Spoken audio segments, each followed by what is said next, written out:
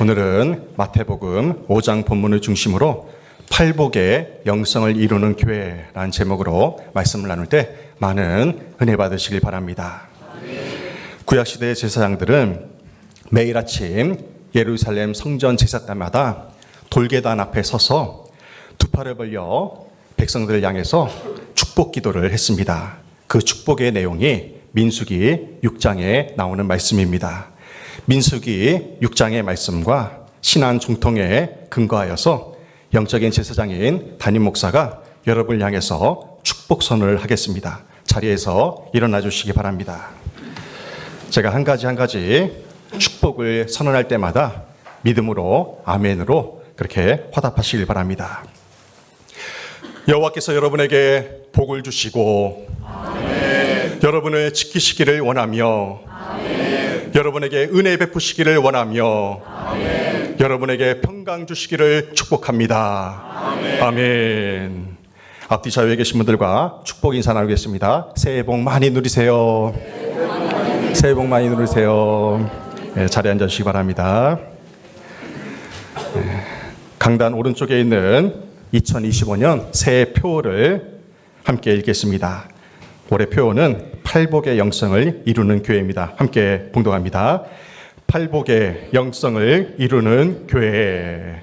아멘. 아울러 덕성교회 4대 비전을 함께 고백하겠습니다. 제가 초성을 읽으면 여러분이 그 다음 부분을 읽어주시기 바랍니다. 덕, 성, 교, 회,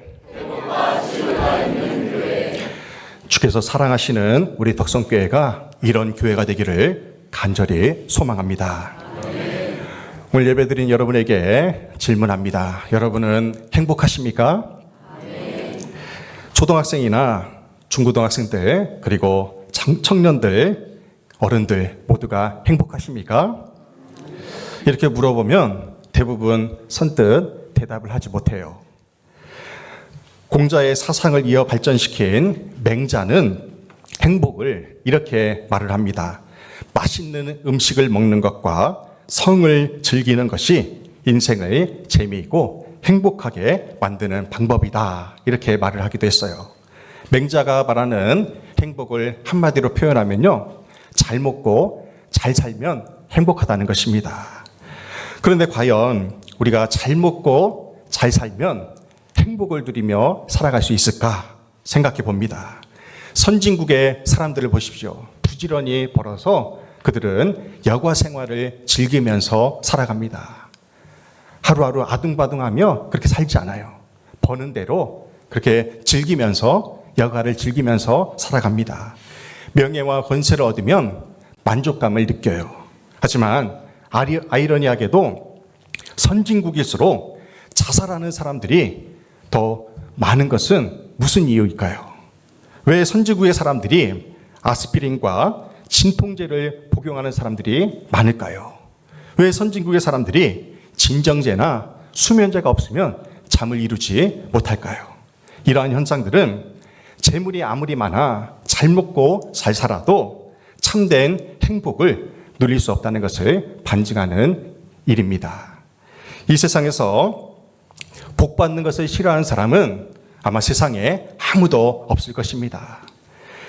복의 사전적인 의미는 편안하고 만족한 상태와 그에 따른 기쁨입니다. 우리나라 물건을 보면요, 밥그릇에 복이라는 한자가 새겨져 있어요.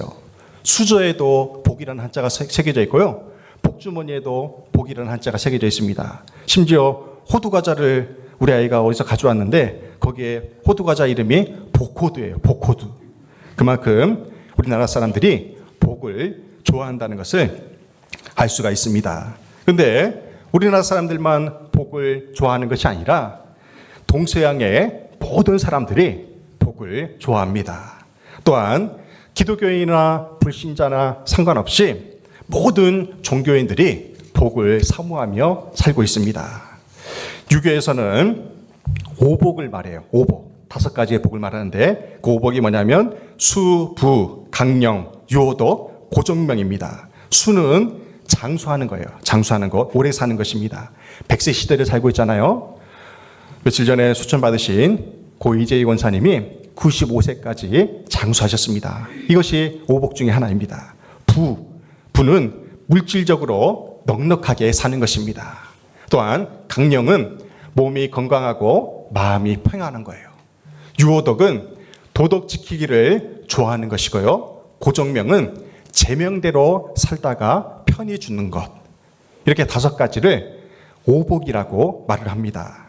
사람들이 말하는 복은요, 유교에 나오는 오복에 거의 다 포함되어 있을 것입니다. 어쩌면 교회를 다니는 사람들 중에도 그저 하나님께 복을 받기 위해서 열심히 신앙생활하는 분들도 계실 것입니다.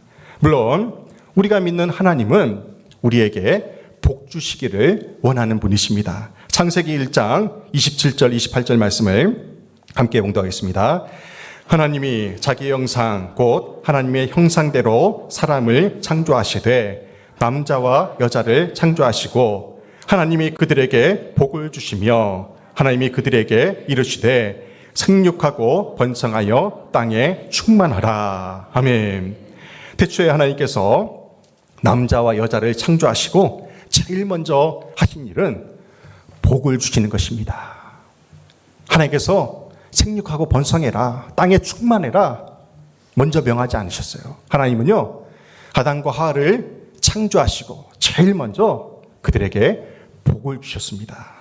이것이 하나님 아버지의 마음이에요. 창세기 12장에 보면 하나님께서 아브라함을 부르시는 장면이 나옵니다. 창세기 12장 2절에서 이렇게 말씀해요. 내가 너로 큰 민족을 이루고 내게 복을 주어 내 이름을 창대하게 하리니 너는 복이 될지라. 아멘. 이 말씀의 앞뒤 문맥을 살펴보면요, 아브라함이 하나님께서 나를 세우셨으니까 나에게 먼저 복을 주십시오 이렇게 요청하지 않았다는 거예요. 오히려 하나님이 자청하셔서 아브라함에게 먼저 복을 주시겠다고, 복된 존재가 되게 하시겠다고 선언하신 것입니다. 그렇다면 우리가 하나님께 복받은 사람인지 아닌지를 우리가 어떻게 확인할 수 있을까요? 시편 1편 1, 2절 말씀을 보십시오. 함께 봉독하겠습니다. 복 있는 사람은 악인들의 꾀를 따르지 아니하며 죄인들의 길에 서지 아니하며 오만한 자들의 자리에 앉지 아니하고 오직 여호와의 율법을 즐거워하여 그의 율법을 주야로 묵상하는도다. 아멘. 어떤 사람들이 복이 있습니까? 복 있는 사람들은요, 악인들, 죄인들, 오만한 자들의 자리에 함께 있지 않는 사람입니다. 기억하십시오. 여러분 주변에 어떤 사람들이 있는가 살펴보세요. 내 주변에 악인들이 있진 않은지, 죄인들이 있진 않은지, 오만한 자들이 있진 않은지 생각해 보십시오. 복 있는 사람은요, 오직 여호와의 율법을 즐거워하여 그의 율법을 주야로 묵상하는 자입니다. 할렐루야. 오늘 예배 드린 여러분은 어떤 사람과 가까이 지내며 살고 있습니까? 우리 자신을 가만히 들여다보면요, 우리가 다른 사람에게 영향을 주기보다는 다른 사람에게 영향을 받으며 사는 경향이 훨씬 더 많이 있습니다. 어렸을 때는 우리가 부모의 영향을 받으며 살아요. 조금 더 크면 이제 친구의 영향을 받게 됩니다. 그리고 나중에는 배우자의 영향을 받게 되고요. 요즘에는 TV나 유튜브의 그런 방송 매체의 영향을 많이 받는 경우가 많이 있습니다. 어떤 사람이 그렇다면 복된 사람입니까? 복된 영향을 받는 사람이 복 있는 사람이에요. 복된 영향을 받는 사람. 내가 지금 무엇에 영향을 받고 있는지를 생각해 보면 내가 복이 있는 사람인지 복이 없는 사람인지를 확인할 수가 있습니다. 세상에 영향을 받고 있지 않은지 아니면 하나님의 영향을 받고 있는지 생각해 보시길 바랍니다. 또한 세상 사람들의 영향을 받고 있지 않은지 아니면 하나님의 말씀에 영향을 받으며 살고 있는지 진지하게 생각해 보시길 바랍니다. 새해에 기도할 제목들이 많이 있을 거예요. 하지만 부모가 자녀들을 위해서 그리고 후손들을 위해서 기도해야 할 제목이 있습니다. 그 기도 제목은요, 바로 관계의 축복입니다. 만남의 축복을 위해서 여러분의 후손들을 위해서 기도하시길 바랍니다. 새학년에 올라가는 자녀들과 후손들에게 믿음의 선한 선생님을 만날 수 있도록, 그리고 믿음의 선한 친구들을 많이 만나서 좋은 관계를 이어갈 수 있도록 만남의 축복과 관계의 축복을 위해 기도하시길 바랍니다. 그리고 무엇보다도 여러분의 후손들이 먼저 하나님을 믿는 자녀로서 선한 사람으로 살아갈 수 있도록 기도해 주시길 바랍니다. 이 관계의 축복, 만남의 축복이 우리에게 소중합니다. 우리가 잘 아는 팔복의 말씀은 예수님께서 산 위에서 말씀하셨다고 해서 산상수훈이라 그렇게 표현을 합니다. 그런데 누가복음에서는 평지에서 예수님이 설교하셨다고 해서 평지설교라고 그렇게 이 말씀을 표현을 하고 있어요. 아마도 예수님이 산 중턱에 있는 평평한 곳에서 말씀을 선포했다고 해서 평지설교라고 그렇게 표현했을 것입니다. 따라서 마태복음에 나오는 산상수훈 팔복의 말씀과 누가복음에 나오는 평지설교 팔복의 말씀은 서로 다르지 않고 다만 관점의 차이일 뿐입니다. 산상수훈의 말씀이 중요한 이유가 뭐냐면요, 공생애를 시작하신 예수님이 첫 번째로 설교하신 말씀이기 때문에 그래요. 공생애를 시작하신 예수님이 첫 번째로 설교하신 말씀이 뭐라고요? 산상수훈 팔복의 말씀입니다. 그렇다면 공생애를 시작하신 예수님이 제일 먼저 선포하신 메시지는 무엇일까요? 회개하라, 천국이 가까이 왔느니라. 회개의 복음을 선포하시고 주님이 설교문으로 된 긴 말씀으로 처음 설교한 말씀이 바로 산상수훈 팔복의 말씀인 것입니다. 그러니 얼마나 이 산상수훈 팔복의 메시지가 중요한 것입니까? 예수님은 30년 동안 사람의 아들의 신분으로 부모님의 목수일을 도우며 그렇게 평범하게 지내셨어요. 그리고 이제 때가 되어서 공적인 사역, 그것을 공생애라고 합니다. 예수님이 이제 공적인 사역, 그것이 무엇입니까? 십자가를 지고 죽는 그 사역이에요. 그 사역을 감당하시기 위해서 세례 요한에게 세례를 받으시고 하나님의 아들로서의 공적인 사역을 시작하신 거예요.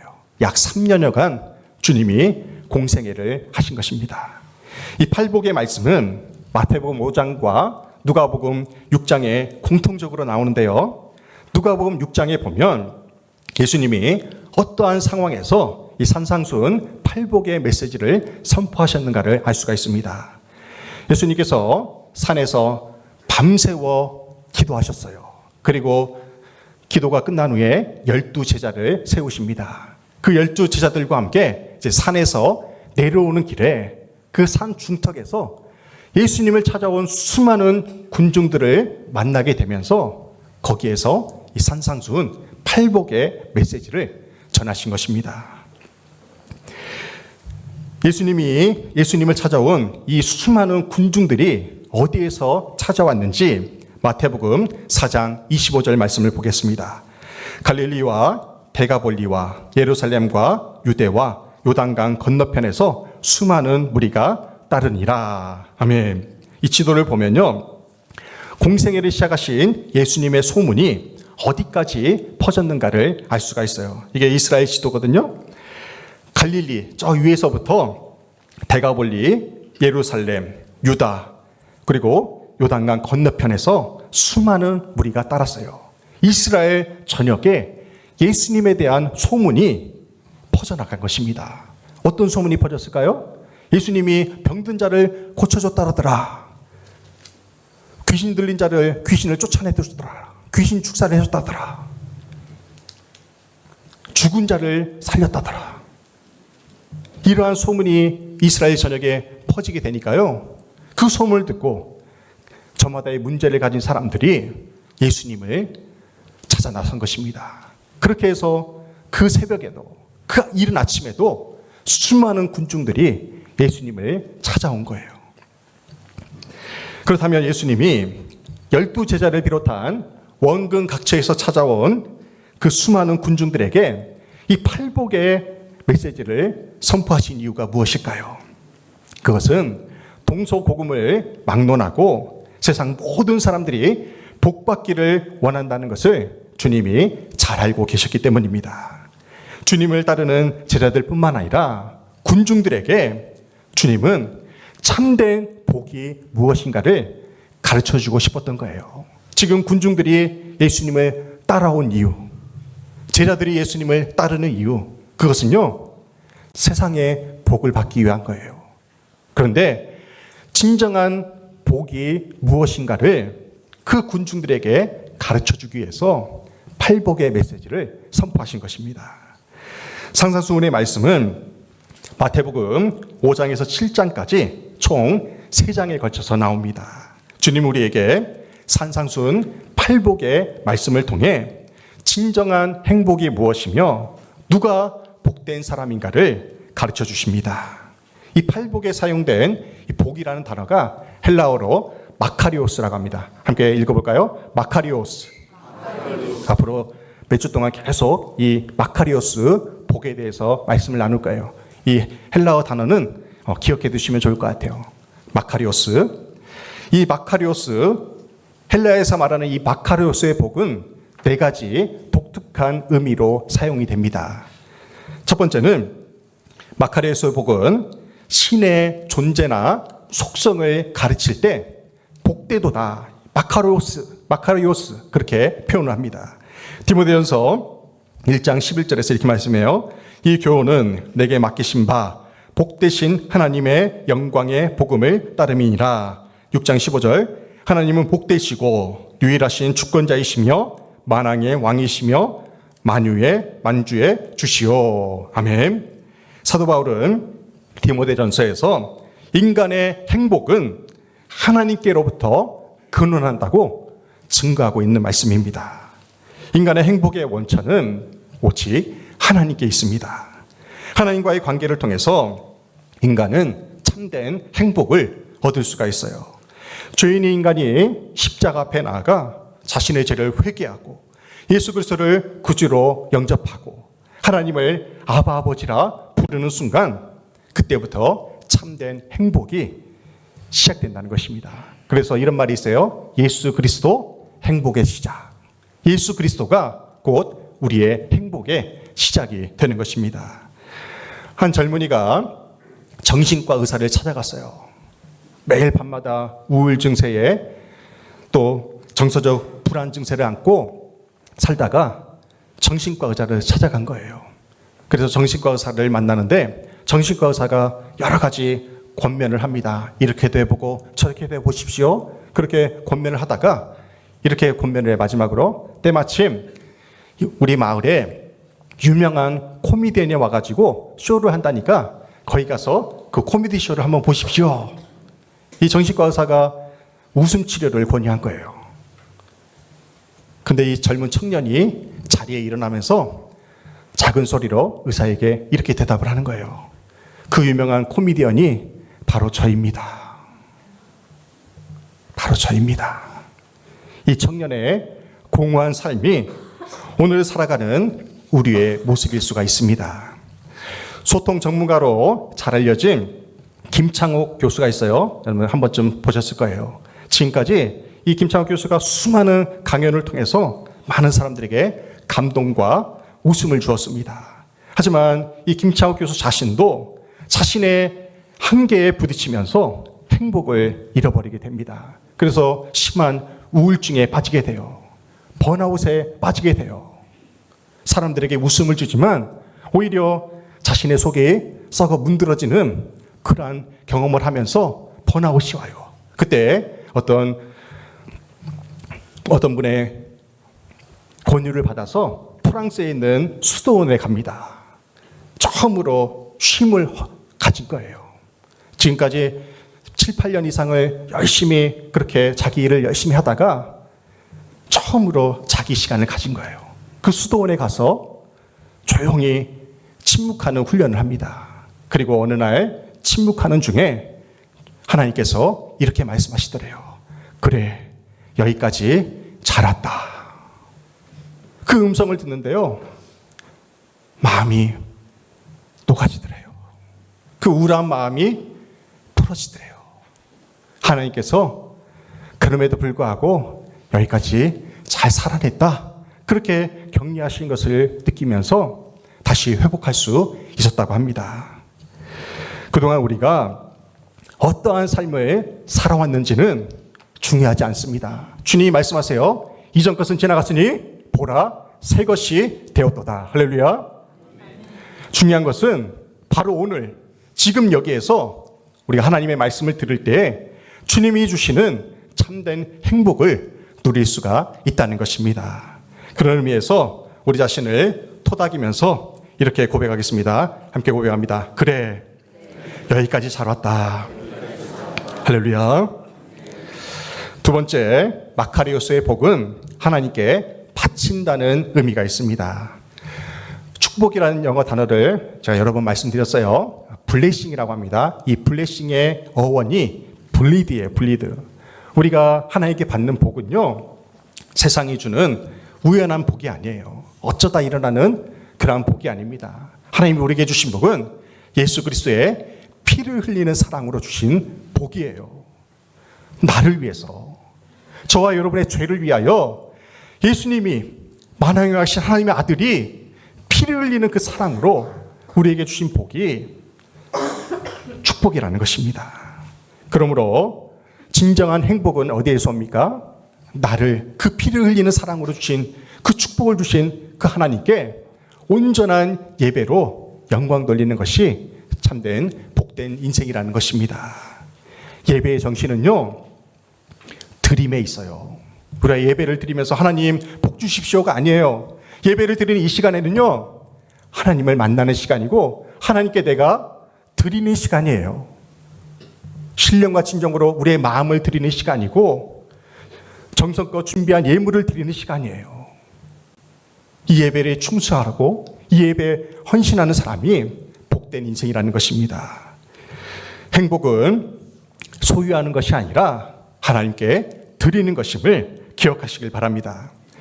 미국의 유명한 정신분석학자인 에리 프롬이 있어요. 이 에리 프롬이 쓴 소유냐 존재라는 책을 보면요, 이런 말이 나와요. 소유지향에서 존재지향으로 문화가 바뀔 때에만 인류의 미래가 있다. 공감이 되십니까? 세상이 말하는 행복은 뭐냐면요, 소유하는 거예요. 해부가 가지다는 거잖아요. 무언가를 가짐으로써, 소유함으로써 얻는 것이 세상이 말하는 행복이에요. 하지만 성경이 말하는 행복은 뭐냐면요, 존재에 있습니다. 비동사는 있다이다. 존재 동사잖아요. 우리가 살아있음에 행복을 느끼는 것, 그것이 성경이 말하는 행복이에요.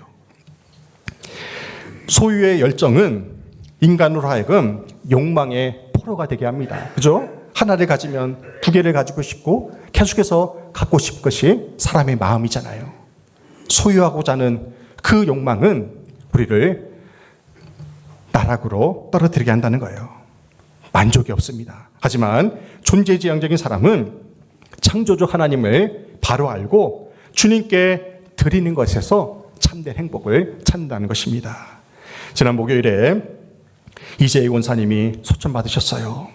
작년 성탄절 전에 신방 갔을 때만 해도 참 건강하셨어요. 성장하셨어요. 그리고 집으로 돌아오셨을 때에도 성탄절 저녁성을 갔을 때에도 눈물로 권사님이 그 축복성을 받으셨어요.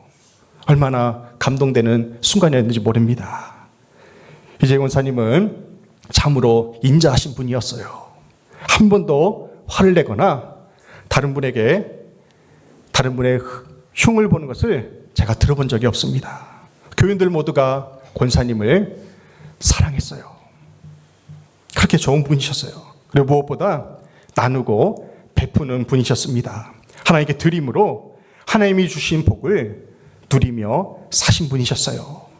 오늘 예배에 참여하신 여러분들도 하나님이 주신 복을 나누며 베풀며 누리는 복된 인생이 되시길 바랍니다. 제 둘째 하율이가 초등학교에서 종교 회장을 하더니 중학교에서 종교 회장이 되었어요. 용천중학교 회장이 되었어요. 제 마음속에서 기쁘면서도 걱정이 돼요. 이 아이가 도성교회 그래도 목사의 아들인데 회장으로서 실수하면 하나님 영광을 가리울 텐데 그런 걱정이 돼요. 그러면 제가 이 아이에게 그랬어요. 회장이라는 자리는 권위를 부리는 자리가 아니다. 힘을 내세우는 자리가 아니다. 겸손하게 학생들을 섬기는 자리가 되었다고 그렇게 권면을 했습니다. 사람은요, 어떠한 자리에 있느냐가 중요한 게 아니에요. 어떠한 존재로 살아가느냐가 중요합니다. 우리가 하나님의 자녀로 살아가는 것이 가장 중요하다는 거예요. 신도의 임원들이 있어요. 구역장님들이 있습니다. 신도의 회원들과 구역 식구들을 사랑으로 섬기시길 바랍니다. 그럴 때 여러분의 신도회가 살아나고 구역이 살아날 줄로 믿습니다. 우리가 삶의 자리에서 나누고 베풀고 섬길 때에 주님께서 영광 받으시고 더 큰 복으로 갚아주신다는 사실을 믿으시기 바랍니다. 세 번째, 마카리오스의 복은 선한 영향력을 끼친다는 의미가 있어요. 축복을 영어로 베네딕션이라고 그래요. 베네딕션. 그것이 베네가 카페 베네 그런 의미가 있잖아요. 베네는 좋은, 착한, 훌륭한, 굿이라는 의미가 있어요. 그래서 베네는 좋게고 딕션은 디디거며 말한다. 말한다는 뜻이에요. 좋은 말 하는 것이 축복이라는 거예요. 거창하게 생각하지 마십시오. 다른 사람이 설령 나에게 싫은 소리를 한다 해도 나는 상대방에게 선한 말을 해주는 것, 그것이 바로 축복인 것입니다. 로마서 12장 14절에서 이렇게 말씀해요. 너희를 박해하는 자를 축복하라. 축복하고 저주하지 말라. 아멘. 세상은 박해하는 자를 저주하라고 말합니다. 하지만 역설적이게도 성경은 박해하는 자를 오히려 어떻게 하라고요? 축복하라고 말씀하세요. 이것이 신앙의 역설입니다. 복수와 원한의 감정은요, 복수하는 자나 복수당하는 자나 모두가 멸망으로 이끌립니다. 하지만 용서를 보십시오. 용서하면요, 용서하는 자나 용서받는 자나 모두가 축복을 받게 된다는 것입니다. 복수와 원한, 빼앗고 상처 주는 일이 아닌 이웃을 축복해 줌으로 선한 영향력을 끼치며 살아가시기를 주님의 이름으로 축원합니다. 예수님이 말씀하신 상상수훈의 팔복은 물질적인 복이 아닙니다. 여러분들 착각하지 마세요. 예수님이 말씀하신 팔복에는 그 어떤 물질적인 복이 없어요. 세상의 복이 없습니다. 모두가 인격적인 복이에요. 인격적인 복. 심령이 가난한 자, 애통하는 자, 온유한 자, 의에 줄이고 목마른 자, 긍휼히 여기는 자, 마음이 청결한 자, 화평케 하는 자, 의를 위하여 핍박받는 자. 여기에 그 어느 것도 세상이 말하는 물질적인 복이 없습니다. 성경에 나오는 모든 복은 인격적인 것입니다. 주님 우리에게 너는 무엇을 소유하고 있느냐 묻지 않으세요. 어떤 사람으로, 어떤 존재로 살고 있느냐 이렇게 물으십니다. 또한 예수님이 말씀하신 팔복은 모두가 영적인 거예요. 세상 사람들은 심령의 가난이나 애통하는 것을 원치 않아요. 온유함보다는 고집대로 살기를 원하고, 의보다는 욕망을 택하고, 긍휼함보다는 복수를 원하고, 청결함보다는 부패를 원하고, 평화보다는 분쟁을 원합니다. 핍박받기보다는 적당히 타협하며 끝내려고 해요. 그러므로 성경에서 말하는 팔복은 세상 사람들이 절대로 따를 수 없는 복입니다. 오직 성령으로 거듭난 사람, 성령 충만한 사람만이 추구할 수 있는 복이 바로 이 팔복인 것입니다. 이제 다음 주부터 상상수훈 팔복의 말씀을 하나하나 구체적으로 말씀을 나누게 될 것입니다. 팔복의 핵심을 한마디로 말하면요, 이렇게 되어라예요. 따라해 보겠습니다. 이렇게 되어라. 이렇게 되어라. 오른쪽 표 현소막에 있는 팔복의 영상 다 찍겠어요. 제가 숫자를 말하면 여러분이 그 내용을 말해 주시기 바랍니다. 하나, 둘, 셋, 넷, 다섯, 여섯, 일곱, 여덟. 아멘. 올 한 해 동안 주일 예배나 수요 예배, 새벽 기도 나오실 때마다 여러분들 이 팔복의 영성 다지기 8가지를 계속해서 묵상하고 읽고 묵상하시길 바랍니다. 그럴 때 이 8가지의 복이 우리의 삶 가운데 영성으로 다져질 수가 있는 것입니다. 성령 충만함으로 하루하루 팔복을 구하며 살아가는 사람에게 주님이 이렇게 말씀하십니다. 너에게 복이 있을지어다. 성령 충만함으로 팔복의 영성을 이루어 복된 존재로 살아가는 저와 여러분 되시기를 주님의 이름으로 축원합니다. 아멘.